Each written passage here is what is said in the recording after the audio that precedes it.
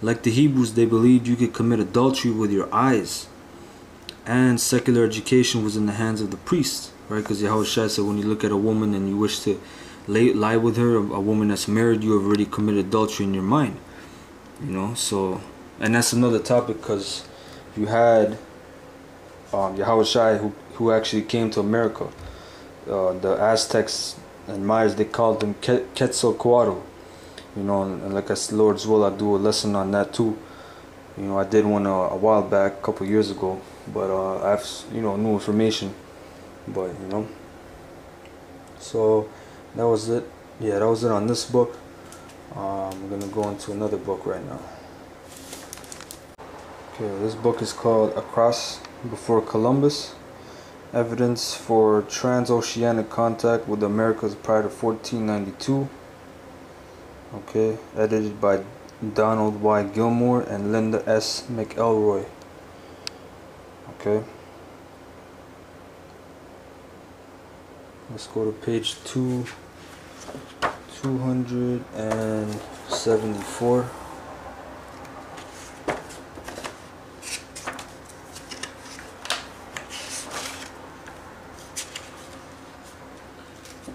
Okay, here is a figure.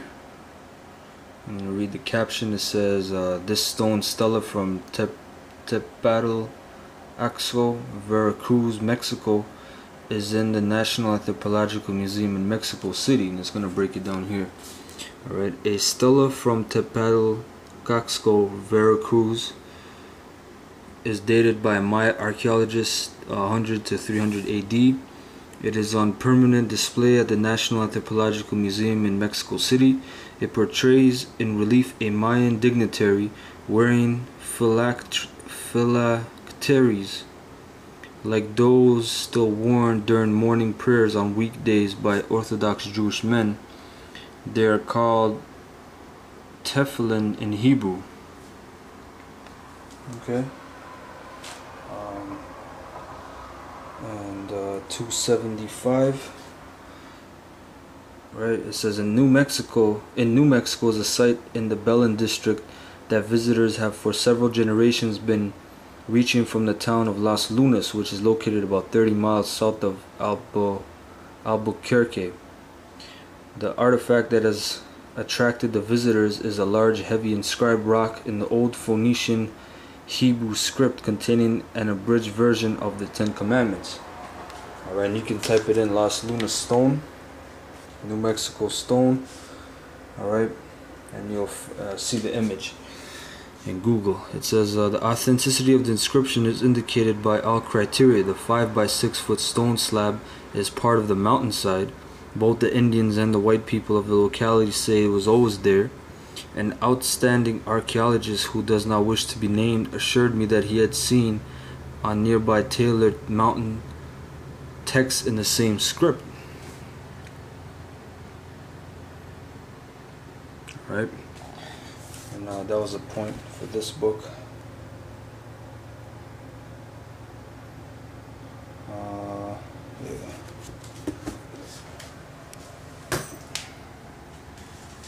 This is called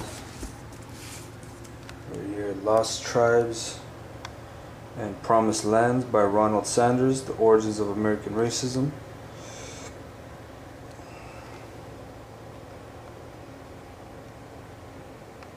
Alright, let's go to page 187.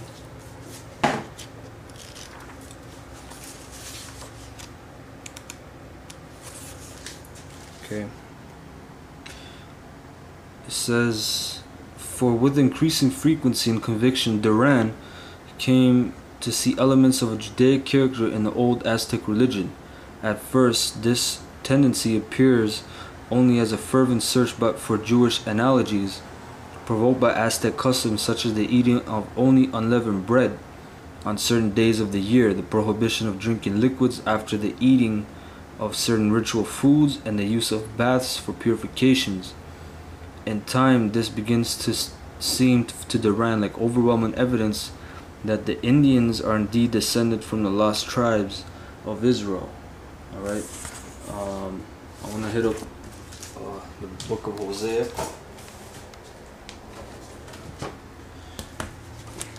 Alright. Book of Hosea, chapter Hosea 8 verse 11 all the way down. It says, because Ephraim, which Ephraim is the head of the northern kingdom, so represents all of the 10 tribes. It says, because Ephraim hath made many altars to sin, altars shall be unto him to sin. The altars that sin, those temples, man. On those temples, you watch that movie Apocalypto with Mel Gibson, or made by Mel Gibson, whatever. Yeah, they show in that movie that on those temples, on those altars, what they do, they sacrifice humans. You know, they cut the heart of the living man out, you know, and they had it while it's still beating. So those are sin, altars of sin, man.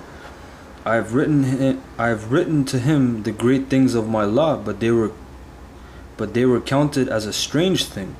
They sacrifice flesh for the sacrifice of mine offering. So instead of sacrificing the Most High, you know, they thought that they had to appease the Most High by killing people and taking out their heart and sacrificing people, you know. So they sacrifice flesh for the sacrifice of mine offerings and eat it, but the Lord accepted them not. Now will he remember their iniquity and visit their sins. They shall return to Egypt, which is America. For Israel hath forgotten his maker and buildeth temples. Right, those temples are those altars, those pyramids. And Judah hath multiplied fenced cities, but I will send the fire upon his cities, and it shall devour the palaces thereof. Alright.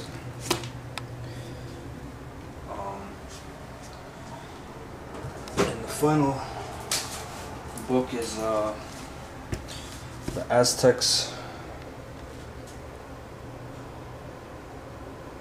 Alright.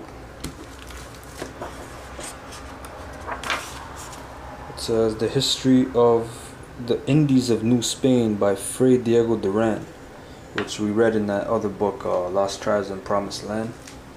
Alright. So I'm going to read the introduction too, just to show you a little info. So it says, a book written by a Dominican friar, a kinsman of mine, which was the most exact account based on ancient records that I have ever seen, writes the scholar Juan de Tovar in his famous letter to Father Jose de Acosta in reference to Fray Diego Duran's Historia. This letter is undated but must have been written between 1586 and 1588. It says Toyar was related to Duran and undoubtedly was the Jesuit most versed in things about the Indians. Okay, so this is page 1, or page 3, Salakia, chapter 1. I'm going to read here. It says, because of their nature we could almost affirm that they were Jews and Hebrew people, and I believe, this is Fray Diego Duran, a Spaniard, one of the first to be among the Indians of Mexico, and I believe that I would not be committing a great error if I were to state this fact, considering their way of life, their ceremonies, their rites and superstitions, their omens, and their false dealings, so related to and characteristic of those of the Jews. It says, because of all these things, my suspicions are confirmed that these natives are part of the 10 tribes of Israel, which Shalmaneser, king of the Assyrians, captured and took to Assyria in the time of Hosea, king of Israel, and in the time of Ezekias, king of Jerusalem, as can be read in the 4th book of Kings, chapter 18, that this remote and distant country had never been inhabited before. There was a long and tedious journey of a year and a half. Now he's referring to the book of 2nd Ezra, the 13th chapter and the 40th verse on down, because that's what it explains. Alright, because when the 10 tribes, northern kingdoms, Samaria, got taken down and led into Assyria by Shalmaneser, they took counsel, and then they came over here to the Americas. The journey was a year and a half. You can read that in 2nd Ezra, the 13th chapter and the 40th verse on down. Alright, of a year and a half to the region where today are found these people of the islands and the mainland toward the west beyond the seas. Okay.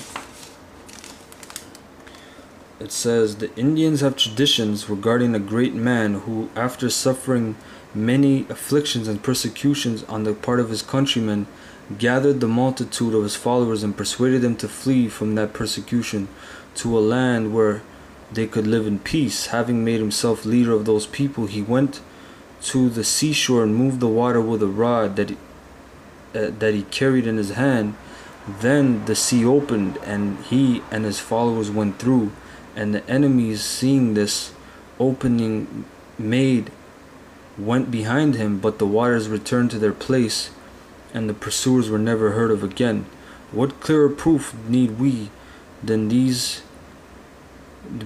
these people were Jews than the story of the flight from Egypt, wherein Moses moved the waters with his rod, the sea opened, a path appeared, and after Pharaoh followed with his army, God returned the sea to its place, all the enemy being then drowned in the deep. If the previous account were not convincing enough, I should like to tell you about another event that the Indians claim happened on their long migration, that was Exodus. Alright, it says, while they were camped by some hills, a frightful earthquake occurred. The earth opened and swallowed certain evil men, an occurrence which filled the other people with dread. Having seen the painting of this event, I was reminded of the book of Numbers, where it was told how the earth opened her mouth and swallowed up Korah and Dathan and Abiram. Alright, and that was the point. Alright, so I hope you brothers were edified. You know, agents are gonna be out there anyway. It don't matter, what info. This is just for the further pushing of the gospel and edification. So I like to give all praises, of course, and thanks and glory to Yahweh Hashem Yahushai for letting me bring out this truth and sincerity. Double honors to the elders, Great Millstone, for giving us this, showing us His truth, and shalom and honors to the elect, pushing His truth. All right, shalom.